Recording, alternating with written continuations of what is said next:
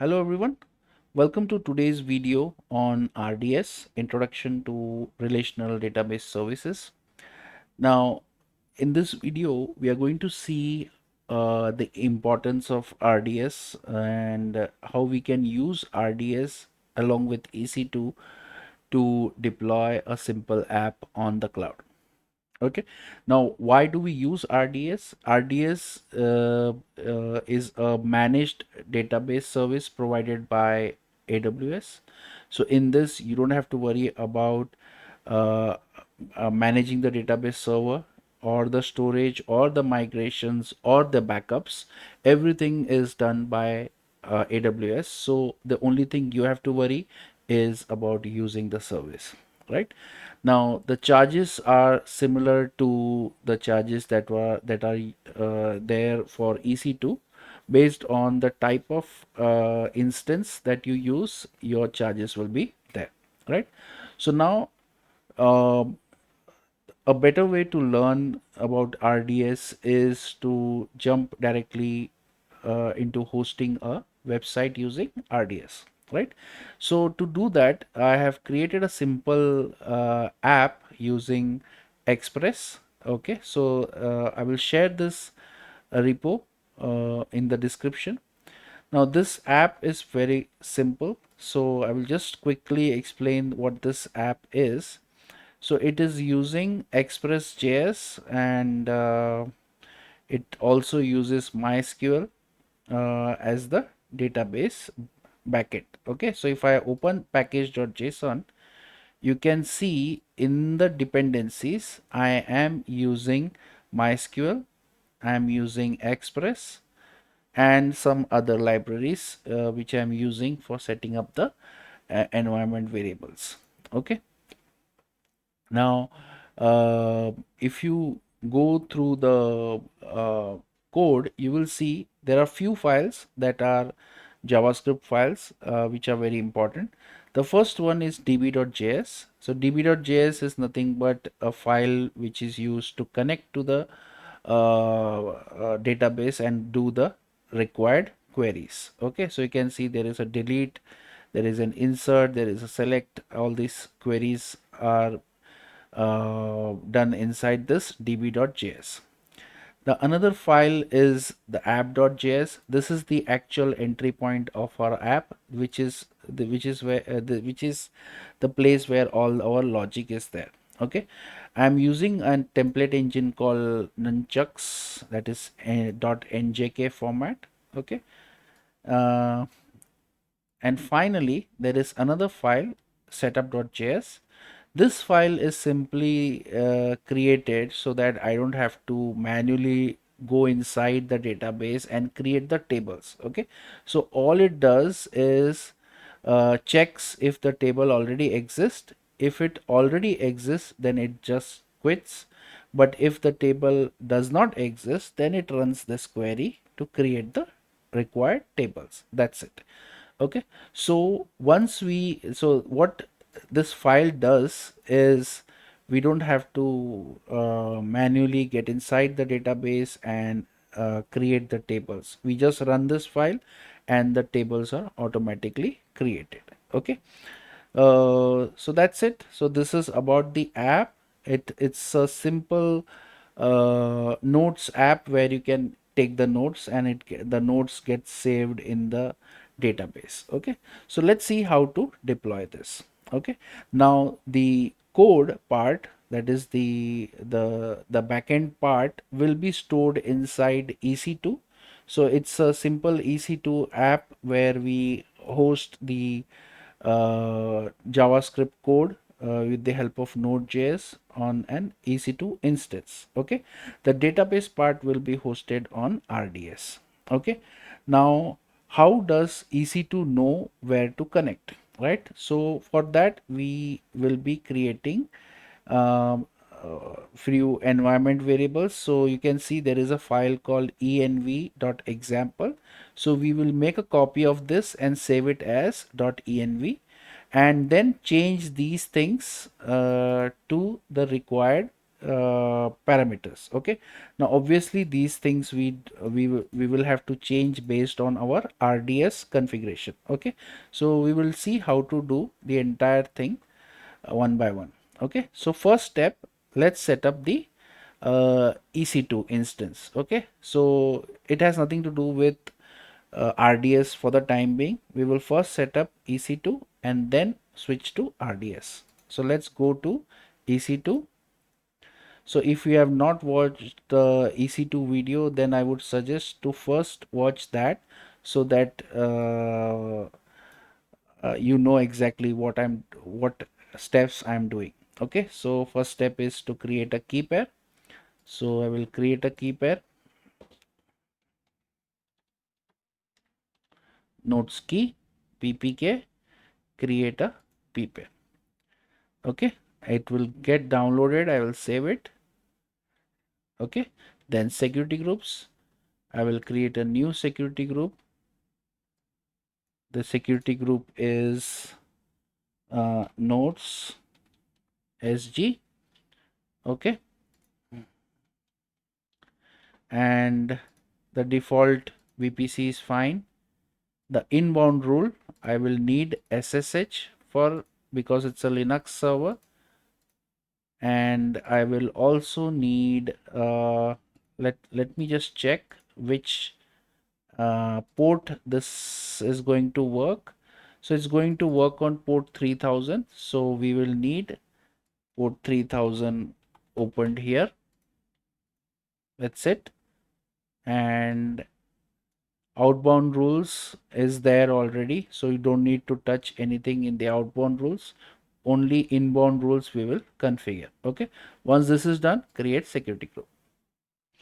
So we are done with key pairs, we are done with security groups. So now we are ready to create the instance. So let's go to instance and let's launch a new instance. So let's give it a name, nodes app. Okay, so that is the name of the instance. Select Ubuntu as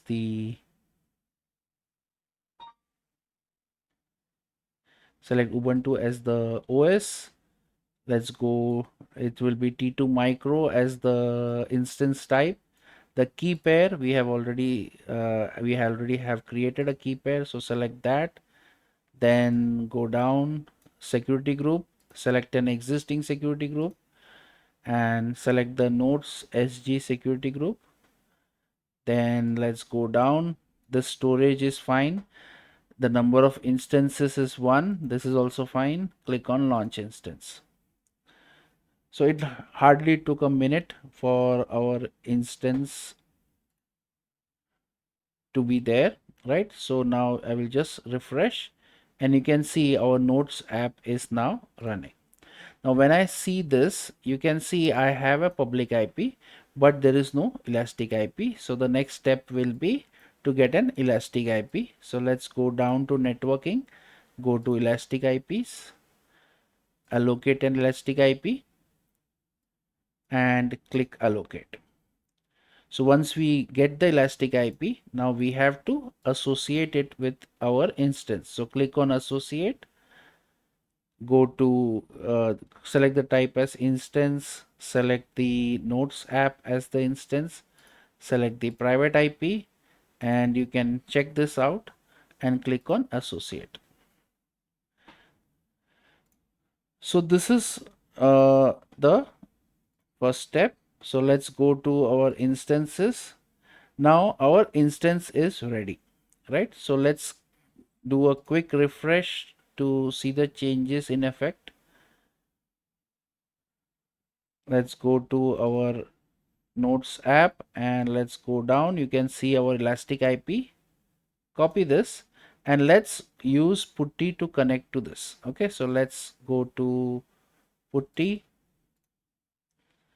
paste the IP, then go to connections, SSH, auth, credentials, and select the key, nodes app key, and click on open. And once it is once this pop-up comes in, click on accept, and now you can see the login screen. Okay, so let me just quickly change the font size of this terminal so that it's a bit clear. Okay, so here it is requiring a username. So Ubuntu is the default username. Press enter and I'm inside. Perfect. Now till here we have done in the EC2 example as well. Okay, but now we have to upload the code to the server. That is, this code we need to upload. Let's go to code. Let's get this code from here. Let's copy this GitHub URL. Let's come over here and let's first do sudo apt update. Okay, let's update the repository. Once the repository is done, let's do sudo apt install node and npm. Okay, so let's do sudo apt install node, I think it's node.js and npm. Okay, let's press enter, say yes, and let's wait for this to finish. Okay, so the installation is done. Now whatever we have done till here is already covered in the EC2 example in detail, right? So that's why I've done it quickly so that you don't waste your time understanding the same things again and again. But from here onwards, the rest of the part is related to RDS. Okay, now right now what we have done is we have installed Node.js and npm, but we have not yet copied the this repo to our instance. So let's quickly do that and then jump to RDS. Okay, so for that the command is git clone and the repo and press enter. That's it. Okay, let's do an ls. So you can see our code is copied. Let's go inside cd my nodes. Okay, and then because it's a node.js app, we can do npm install to download all the dependencies. Okay, so once this is done, now we are ready to set up RDS. So our EC2 part is done. Now the next part is about setting up the database, right? So let's go to RDS. So let's go to database and go to Aurora and RDS. So let's click that. So this is the interface for RDS. Let's go to databases, and you can see currently there are no databases. So let's create a database. Okay, so this is the form. Once we complete this, our database will be ready, right? So first step, choose the database creation method standard. If we click on create, it will assume lot of the settings, standard settings, and it will quickly create the database. So I prefer to create it using the standard create. Okay, next step is to select the engine. Okay, so you can see what all engines are available. I'm going to select MySQL. Let's go down. Okay, so you can select the version of MySQL that you want. Let's go down. I will select the latest. Then you can select the template. So if you are deploying it for an actual production server, then you can select production. For me, it is just testing purpose, right? So I will just select free tier and go down here. Based on whether you are on a free tier or you are on a production server. So if you want database replication and all those things, you can select either of these two options. But since I'm not interested in database replication, so I'm going to select single AZ. Okay, then let's go down and let's give a name to our database. Okay, so let's call it notes db. Okay, so let's call it notes db. Then the master username admin, and let's say the password is admin123. Okay, and admin123, right?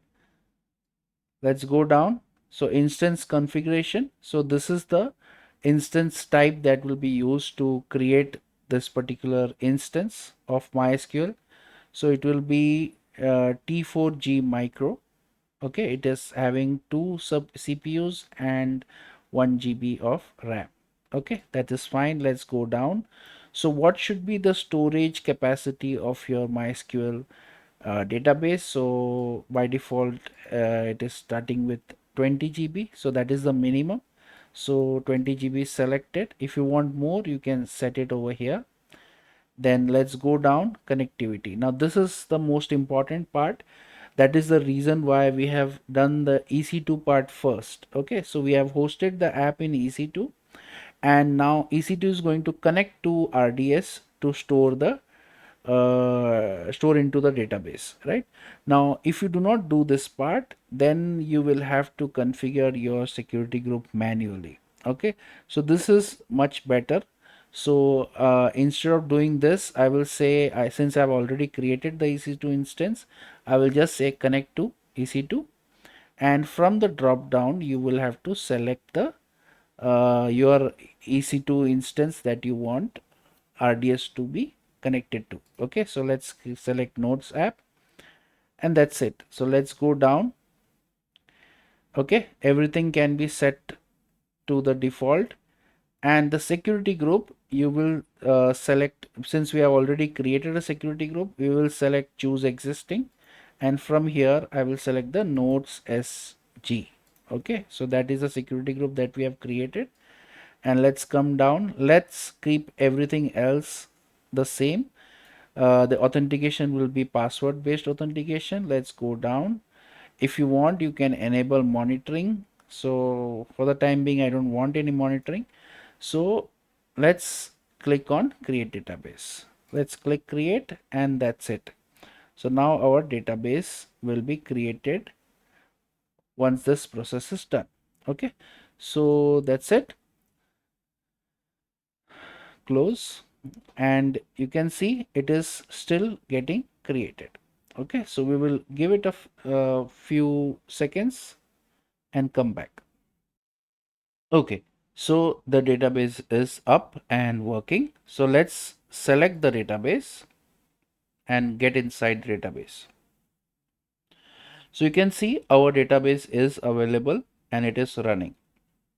Now in this page you will get a very important setting that will be required for us to connect to our database from our EC2 instance. Okay, and that is called endpoint. Okay, so let's copy this endpoint. Okay, so let's copy this endpoint and let's go back to our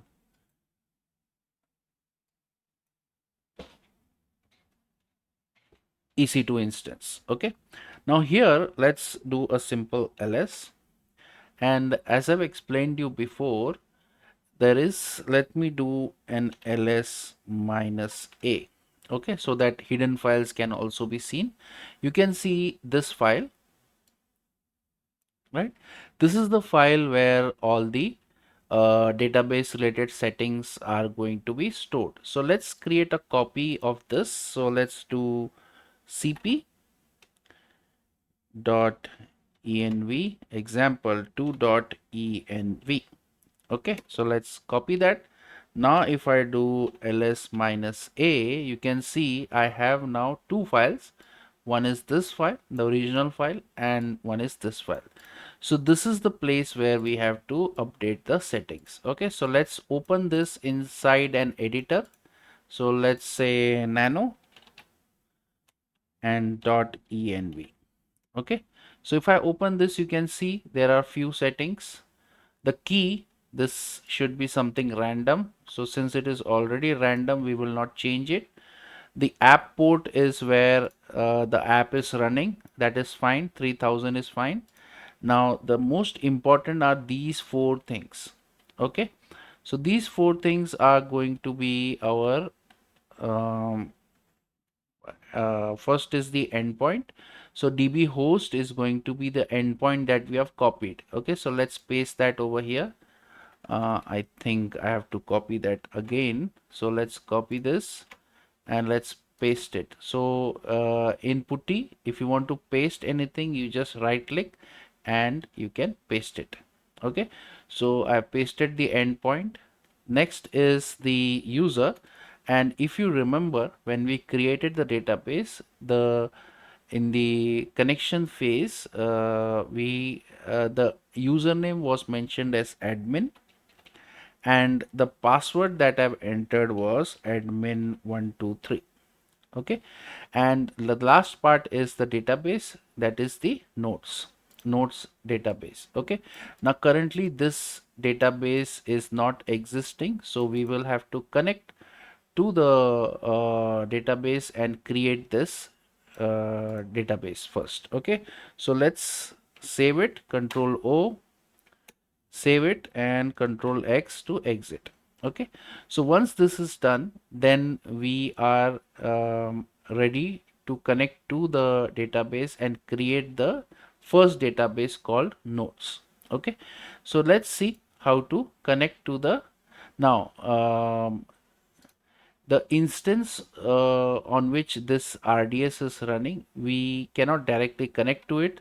So one thing we can do, because we have EC2, and from EC2 we can connect to RDS, right? So we can use EC2 to connect to the RDS. Okay, instead of directly connecting to RDS, we will use EC2 to connect to RDS database. Okay, so now how to connect to RDS through EC2.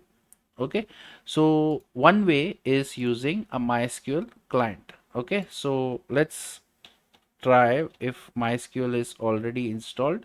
So MySQL, if I do version, let's see. So MySQL is not installed. So let's install MySQL first. Okay, so the command is already mentioned here. So let's copy that and press enter, and let's wait for that to finish. And once this is finished, now we can try MySQL version, and you can see MySQL client is now installed. So this is the client, not the server. Okay, so MySQL client is installed. So now I can try to connect to MySQL server, that is RDS, through EC2 with the help of this client. Okay, so let's call sudo MySQL, and it needs certain flags. First one is host. The host is going to be the -h flag with the endpoint after that. So let's copy the endpoint, paste it over here. Then it will need user with the help of -u flag, and the user is admin, and I will also need the password. Okay, but I will not put the password directly. I will just press enter after this, and then it will ask for password. At that time I will enter the password admin123, and once you are logged in, you will see a change in the prompt. Okay, so this prompt signifies that right now you're not inside EC2, but you are inside the RDS server, RDS MySQL server, right? So now let's this is just a MySQL interface, so you can run queries. Okay, so let's see, show databases, and you can see these are all the databases that are there. So there is no database called notes, so our first task is to create the database. So create database notes.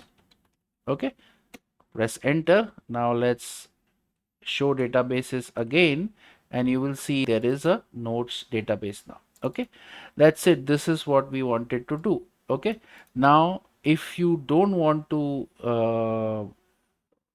waste time, then you can obviously create the tables also using simple queries.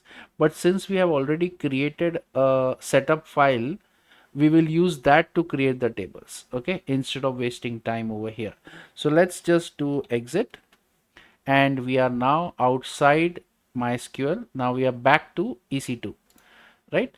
So once we are inside EC2, now we can run that setup file to create the tables. Okay, so let's do one thing. Let's say node and do setup.js. Okay, so let's run this, and you can see it says connected to MySQL. Table nodes does not exist, so table created successfully. That's it. So now our table is created, and now we can run our app. Okay, now to run the app, again very simple, node app.js is our entry point, and let's press enter. So now our app is running, right? Now to check our app, we need the static IP of the instance, right? So let's go to EC2, let's go to our instances and select the nodes app and copy the elastic IP.